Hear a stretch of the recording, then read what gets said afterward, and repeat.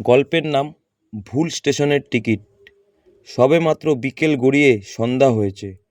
পুরনো রেলওয়ে স্টেশনের এক কোণে হতাশ হয়ে বসে আছে অনিকেত। হাতে রয়েছে একটি একমুখী টিকিট, তার বহু বছরের স্বপ্নের টিকিট। টিকিটটা তার জীবনের সব সঞ্চয় দিয়ে কেনা।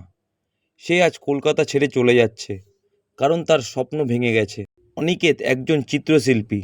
তার কাছে ছবি আঁকা শুধু একটা পেশা নয়, এটা ছিল তার জীবনের স্পন্দন। গত 5 বছর ধরে সে একটি ছবিতে কাজ করছিল, একটি পূর্ণাঙ্গ তৈলচিত্র, যা তার জীবনের শ্রেষ্ঠ কাজ হওয়ার কথা। আজ সকালে আর্ট গ্যালারিতে একজন প্রখ্যাত সমালোচক এসেছিলেন। তিনি এসে সেই ছবিটি দেখলেন এবং সরাসরি বলে দিলেন, এই ছবিতে প্রাণ নেই অনিকেত, এটা শুধু রং আর ক্যানভাসের মিলন, কোনো আত্মার প্রতিফলন নয়। কথাগুলো অনিকেতের বুকে তীরের মতো বিঁধেছিল। সে তার ক্যানভাস ভেঙে টুকরো টুকরো করে ফেলেছে। এখন তার একমাত্র লক্ষ্য এই শহর ছেড়ে দূরে কোথাও চলে যাওয়া, এমন একটা জায়গায় যেখানে কেউ তার পরিচয় জানে না, যেখানে তার ভাঙা স্বপ্নের কথা কেউ জানতে পারবে না।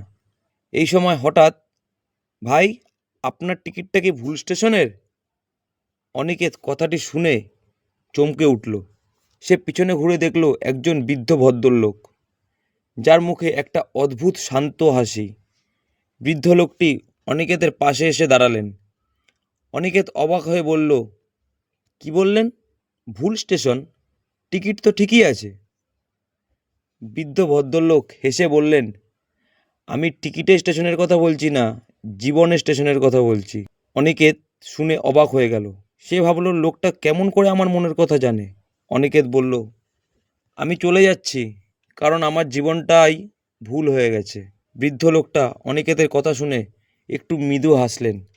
তারপর বললেন, আমার জীবনেও এমন এক রাত এসেছিল। আমি একজন বিখ্যাত স্থপতি ছিলাম। আমার তৈরি নকশা দিয়ে দেশের সবচেয়ে বড় বড় সুন্দর বাড়িগুলো তৈরি হতো। কিন্তু একদিন আমার সবচেয়ে প্রিয় নকশাটি বাতিল হয়ে গেল। সবাই বলল, আমার কাজে নাকি কোনো আবেগ নেই, শুধু কাঠামো আছে। অনিকেত কথাগুলি অবাক হয়ে শুনছিল। সে দেখল লোকটার চোখেও এক গভীর বিষাদের ছায়া। বৃদ্ধ ভদ্রলোক বলতে লাগলেন, আমিও তোমার মতো সব ছেড়ে চলে যেতে চেয়েছিলাম, কিন্তু তখন আমার পাশে কেউ ছিল না যে আমাকে সঠিক রাস্তা দেখাবে। তাই আমি এক ভুল স্টেশনে নেমে পড়লাম। সেই স্টেশনের নাম হতাশা। কিন্তু সেই হতাশা স্টেশন থেকে আপনি ফিরে এলেন কিভাবে? অনিকেত জানতে চাইল। বৃদ্ধ বললেন, ফিরে আসিনি তো, নতুন এক যাত্রা শুরু করেছিলাম। আমি দেখলাম আমার বানানো বাড়িগুলোতে যে আবেগ ছিল না, তার কারণ হলো আমি শুধু মানুষের জন্য বাড়ি বানাতাম, তাদের গল্পের জন্য নয়। সেই রাতে আমি আমার নিজের বাড়িটা নতুন করে আঁকলাম। ইট, বালি আর সিমেন্টের বদলে সেখানে রাখলাম হাসি, কান্না আর ভালোবাসার টুকরো টুকরো গল্প।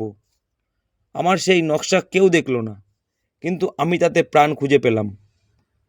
অনিকেত ধীরে ধীরে বুঝতে পারল বৃদ্ধ কি বলতে চাইছেন।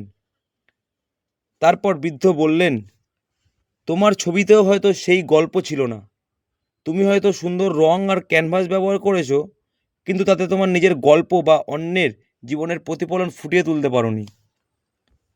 তোমার হাতে এখনও টিকিটটা আছে, তুমি এখনও ভুল স্টেশনে না নামতে পারো। অনিকেতের চোখে তখন জল ভরে এলো। তার ভেঙে যাওয়া ছবিটার কথা মনে পড়ল। সেখানে সত্যি কোনো জীবনের গল্প ছিল না, ছিল শুধু তার অহংকার আর দক্ষতা প্রদর্শনের চেষ্টা। আপনার টিকিটটা কি ছিল? অনিকেত জিজ্ঞাসা করল। বৃদ্ধ হাসলেন, আমার টিকিটটা ছিল নতুন করে শুরু করার। ঠিক তখনই একটি ট্রেন স্টেশন ছেড়ে চলে যাচ্ছিল। অনিকেত তার হাতের টিকিটটা ছিঁড়ে ফেলল। সে ঠিক করল সে আর দূরে কোথাও যাবে না, সে এখানেই থাকবে এবং নতুন করে সব শুরু করবে। তারপর সে তার ক্যামেরা বের করে সেই বৃদ্ধের একটি ছবি তুলল। সেই ছবিতে কোনো রং নেই, শুধু সাদা কালোয় ফুটিয়ে তুলল এক গভীর বিষাদ আর এক নির্মল হাসি। অনিকেত বুঝতে পারল তার ছবি হয়তো সম্পূর্ণ ছিল না, কিন্তু সেই ভুল স্টেশনের অভিজ্ঞতা তাকে জীবনের নতুন পথের সন্ধান দিল। সে ঠিক করল এবার সে ছবি আঁকবে তার নিজের জন্য, তার গল্পের জন্য। তার ছবিগুলো হবে জীবনের প্রতিচ্ছবি, যা হয়তো অন্য কোনো মানুষকে সঠিক স্টেশনে নামতে সাহায্য করবে। বৃদ্ধ ভদ্রলোক তার দিকে তাকিয়ে হাসলেন। এখনো অনেক পথ বাকি অনিকেত, তোমার এই যাত্রায় শুধু নিজেকে আঁকো, আর দেখবে সব ঠিক হয়ে যাবে। অনিকেত আর সেই বৃদ্ধকে দেখল না, কারণ তিনি ভিড়ের মধ্যে মিশে গেলেন। কিন্তু অনিকেতের মনে হলো তিনি হয়তো কোনো বাস্তব মানুষ নন, তিনি ছিলেন তার অন্তরের প্রতিচ্ছবি, যে তাকে সঠিক পথে ফিরিয়ে আনলো। গল্পটি ভালো লাগলে লাইক করবেন, চ্যানেলটিকে সাবস্ক্রাইব করে নেবেন এরকম গল্প পাওয়ার জন্য।